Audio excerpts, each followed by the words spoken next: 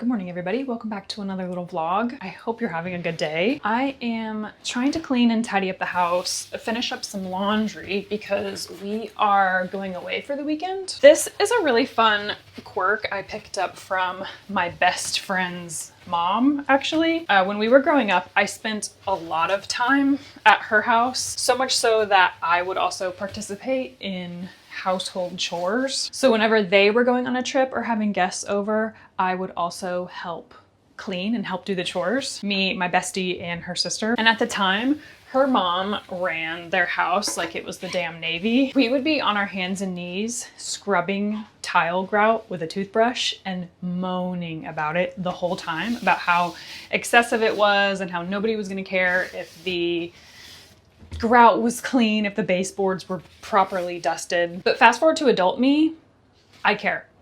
I care a lot. If I'm gonna be away for a couple days, catch me deep cleaning the home. It's such an awful feeling to come home after a long travel day to a mess and chores. So this little ritual is for future me, so she can sit her ass down on the couch guilt-free. We are taking the train to Brighton tomorrow and staying in a hotel for a couple nights. The main goal of the trip really is to just look at the ocean. We have not seen the ocean in over a year now. We used to live in Florida before this, so we were only like a 20-ish minute drive from the beach. So we would go pretty often just to walk and put our feet in the water. And that's something that I do miss a lot, just living by the sea and seeing the water. I wouldn't really consider myself a beach person. Like, I don't want to lay out in the sun all day. I'm too pale and heat intolerant for that. But I would consider myself an ocean person. I really like being by the water. I'm excited to smell it and listen to it. We're also planning on visiting the Seven Sisters White Cliffs on the coast. Supposedly you can take a train from Brighton to the cliffs. Hopefully the weather is good for that. I don't know. Honestly, I did very little research on this trip. I booked a hotel yesterday. I'm gonna buy train tickets today. One of my weaknesses is planning in advance. I just get an idea in my head and I'm like, okay, let's go to there now. So other than water and cliffs, I really don't have any tentative plans. It's also Patrick's birthday, so this is a little bit of a birthday trip. Odie is coming with, of course. But yeah, I thought I'd take you along, show you our trip. Wish me luck, should be fun.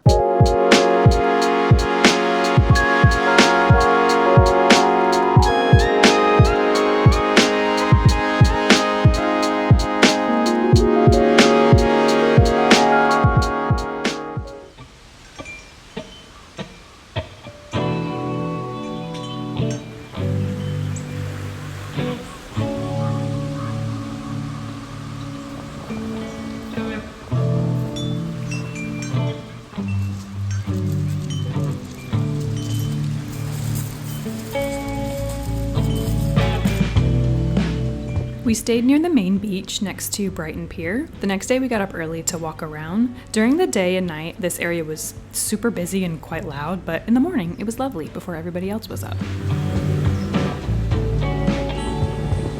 We walked by all the little seaside shops and then into this area called the Lanes. It's lots of shops and cafes, cute stone and brick walkways.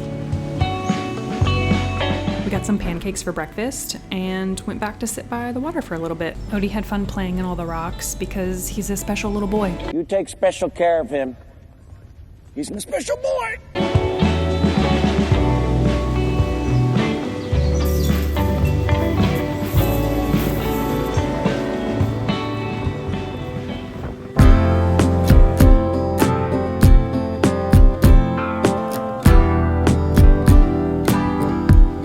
Then we took a bus from Brighton to South Downs National Park. This was amazing. The sweetest countryside, seaside walking trails with cows and swans and mini horses. The way the wind blows through the grass here is just cinematic.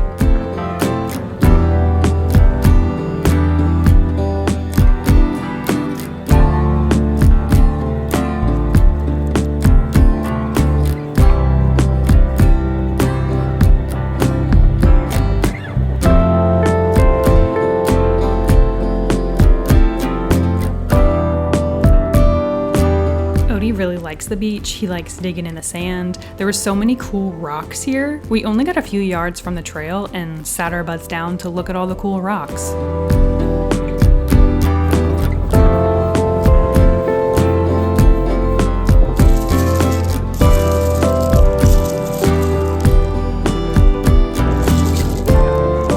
All these different colors and shapes and patterns. I found this one with a heart on it and also some geodes. It's hard to tell on camera, but can you see the little crystals in the sunlight? Super cool. If you like rocks, I know a place. We walked further down the coastline. These cliffs are largely composed of chalk, which is what makes them this bright white color. If you run your fingernail across them, they are porous and crumbly. It's kind of wild that they just exist out in the elements like this. It's pretty cool and a really unique sight. I've never seen cliffs like this before. It felt like a fantasy novel. I was picturing standing on the edge in like a billowing nightgown, mourning my late husband lost at sea.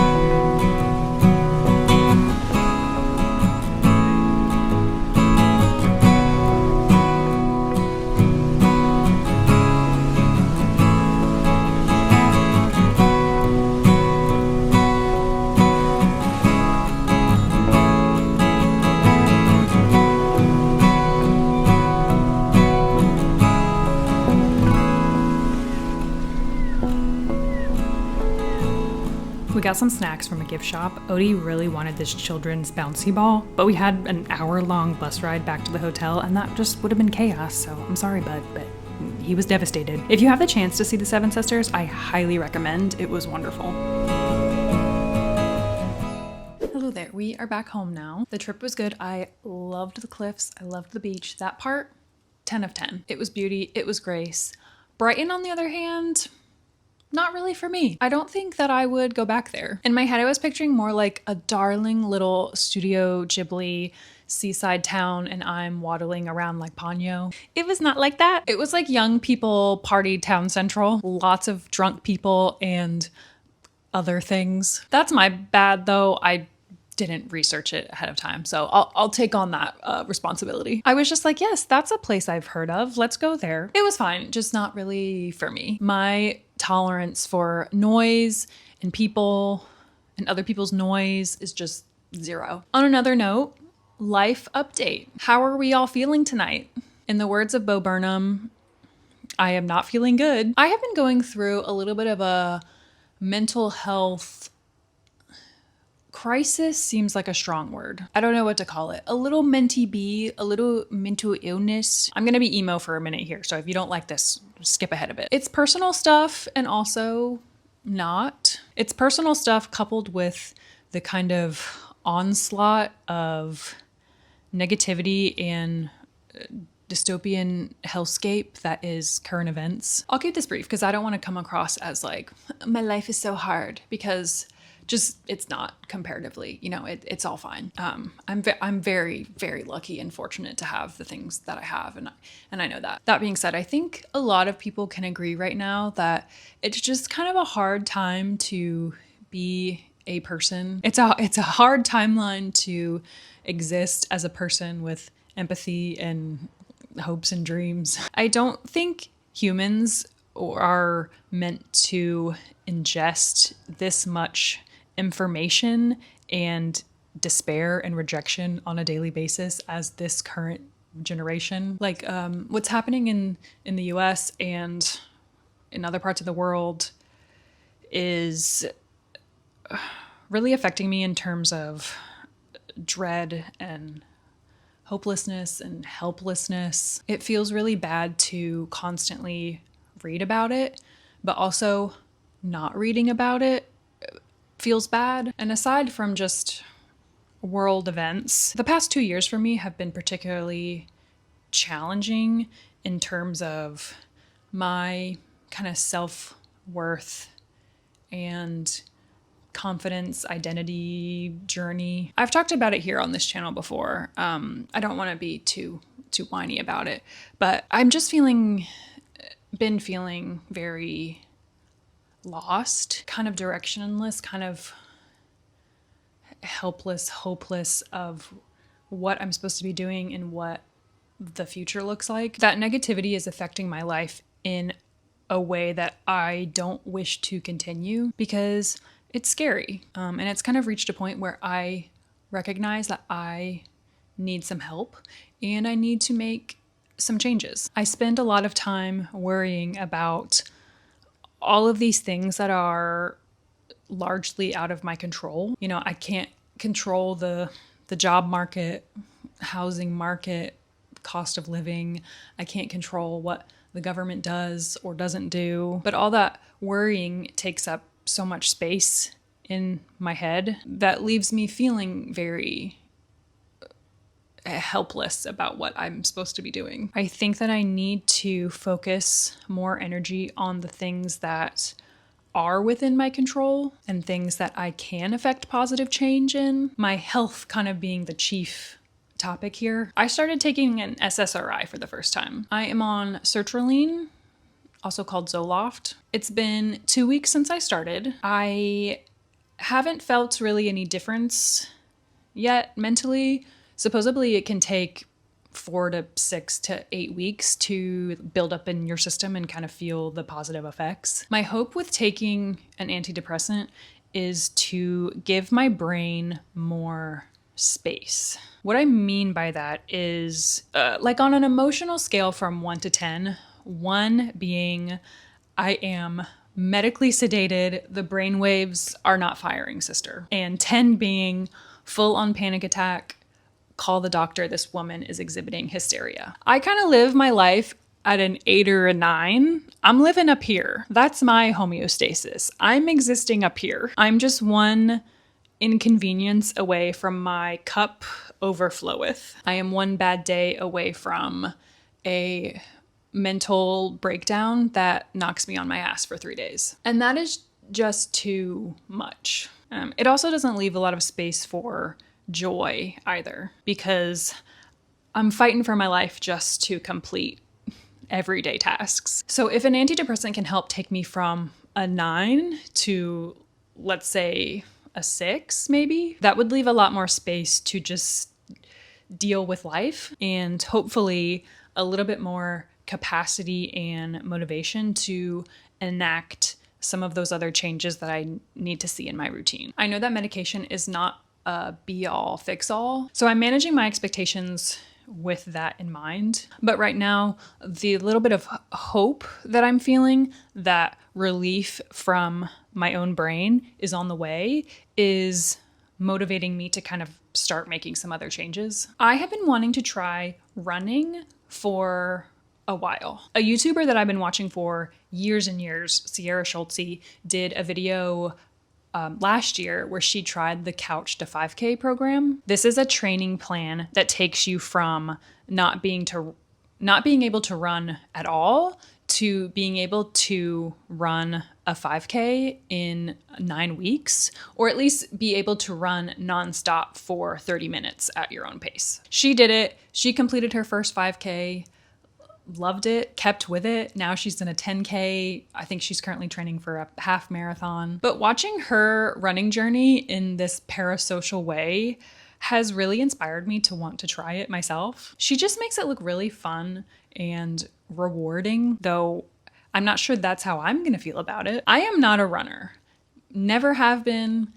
Cannot stress that enough. I've never been able to run 1 mile at a time without stopping, let alone 3. Sometimes I will run alongside Odie outside when he gets the zoomies, and I cannot even make it 1 block without getting a cramp so intense in my side that I have to stop. Other than that, I really don't run for any reason. So I am beginner level here, but I want to try. I want to see if I can train my body to do something that it cannot currently do. I've been wanting to start this for months and months. I think I even talked about it in my New Year's resolutions video that I did, but I just keep putting it off because the weather is bad, or I don't own any sports bras. I need new tennis shoes, but I have to wait until my next paycheck, etc., etc. But now I feel motivated to try. I'm also just kind of genuinely out of excuses because I did buy the sports bras. I also recently bought myself some little dumbbells and a kettlebell. I don't know if you can see them back there, to incorporate some strength training in with the running program. I also bought myself some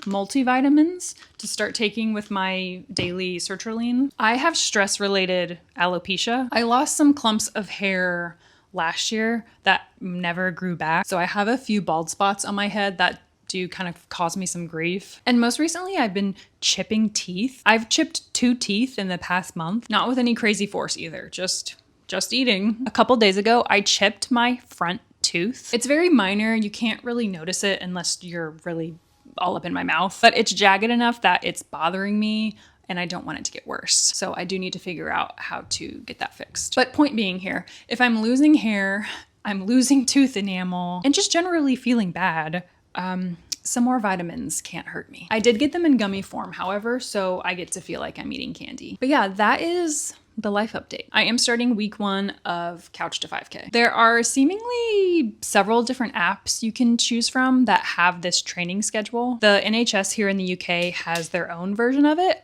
so that's the one that I chose. You can select which trainer you want. They have a few different options to choose from people who are athletes, podcasters, radio hosts, there was comedians. You can listen to little snippets of their voice. To be fair, I didn't recognize any of them, so I just went with what I thought was a soothing female voice. But then that person that you choose guides you through your runs. They tell you when to walk, when to run, offer a little bit of encouragement. You start out with really small intervals of running and walking. The first week alternates between 60 seconds of running and walking intervals. Then every week, those intervals increase until you're theoretically running for 30 minutes without stopping. The 60 seconds I feel fine with. I think I can do that, but I cannot picture myself being able to run for 30 minutes. Like, that's just not possible.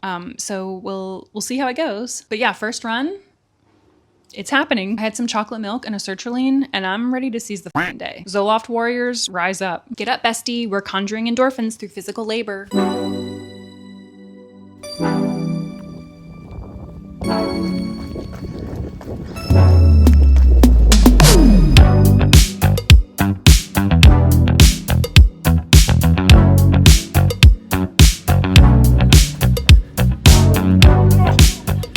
I did it. Honestly, I did better than I thought I was going to. I did all the runs, like, fine.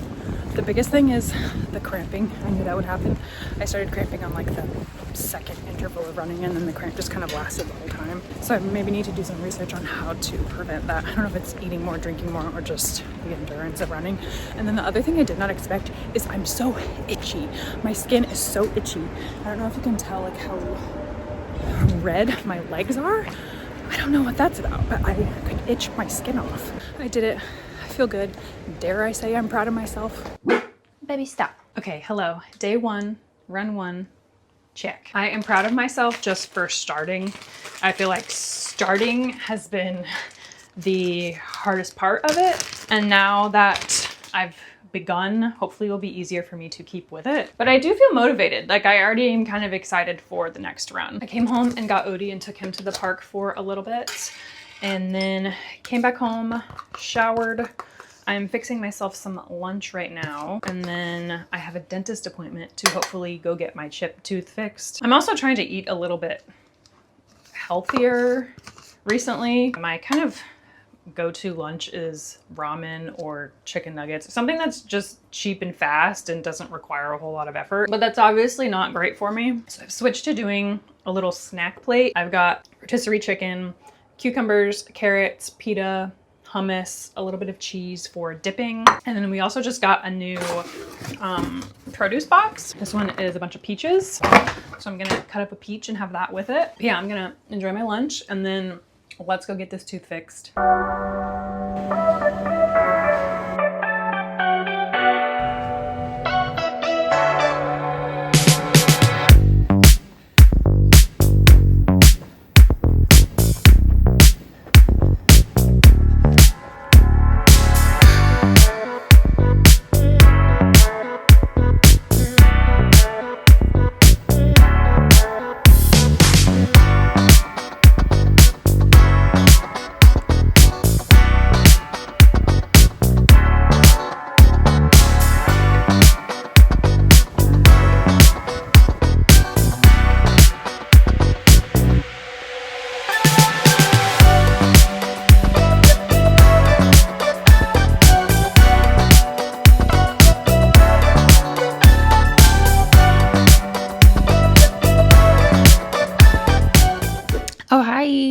update. She's a runner. She's a track star. I finished week 2. I'm currently in week 3 of Couch to 5K. The first week had intervals of 60 seconds of running. Then week 2 was 90 seconds. And this week, I don't mean to brag, but I'm up to 3 minutes.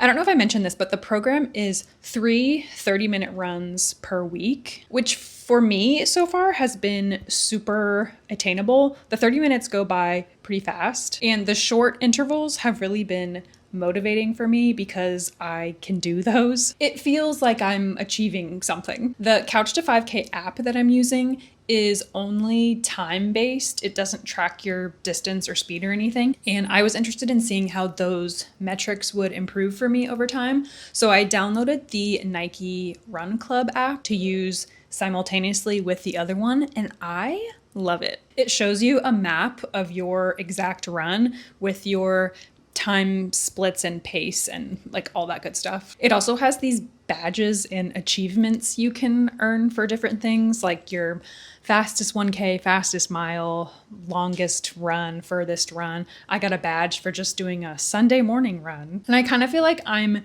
video gamifying my own life by collecting all these stupid little badges and achievements. But I mean, it's working. I still feel motivated to keep going. I am actively thinking about running and looking forward to my next run, which is not historically in my vocabulary whatsoever. But I think next week's runs is where it's gonna start to get harder for me. Once we start moving into that 5-minute territory, 10-minute territory, I think is where I'm gonna start to struggle. But it feels good to have something to focus on and to have goals that I can achieve. Like, am I solving any of my life problems? No, but it feels good to be making progress towards something. SSRI update. I am 4 weeks into it now and still not really feeling any difference. I had a follow-up with my doctor earlier this week and they encouraged me to just give it some more time. So that's kind of still TBD. I feel the same. Except now I'm exercising and I wasn't motivated to do that before this. So I don't know if that's me or the medicine. Maybe it's helping me more than I realize it am. Who knows? I'm just kind of trying to keep it moving. I'm gonna end this video with some footage from a few weeks ago. We went to a lavender farm in the countryside. I don't even remember where I found this place, probably Instagram. It's called Castle Farm in Kent. It is rolling lavender fields and the most darling little farm shop you can walk around. It's just open during the summer when the lavender fields are blooming. But I think I saw the picture somewhere of it and was like, oh yeah, that's my vibe. I got us tickets to go explore for the day and it was absolutely lovely. So here's some of that.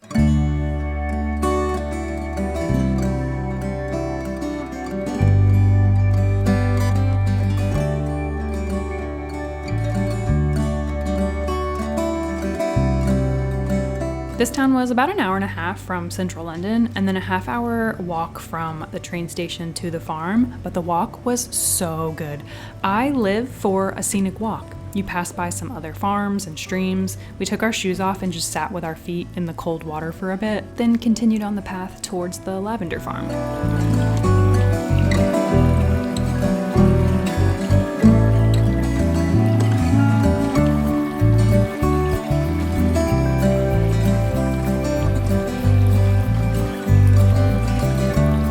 This property has a huge house where I assume the owners live, and surrounding the house they've got a barn and a farm shop. They were selling lavender starter plants outside. The farm shop was darling. So many local baked goods like bread loaves, scones, cakes, local eggs and fruit, apple juice from the orchard on the farm that was spectacular. We got a couple of those, and then obviously every type of lavender product you could think of, from soaps and candles, lotions. I bought some lavender pillow spray and a roller ball of essential oil. We also bought some lavender honey sourced right from the honeybees on the farm, and it is so good. I just eat spoonfuls of it by itself.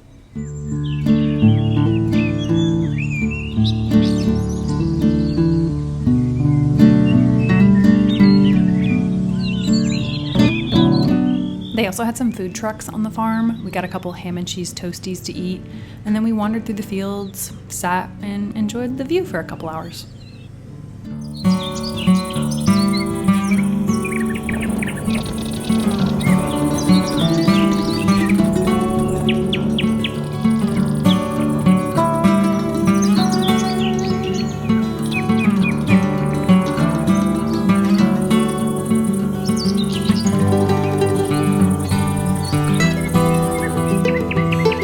I love London, don't get me wrong, but it's these communities, these small towns in the countryside or by the sea that make me love England.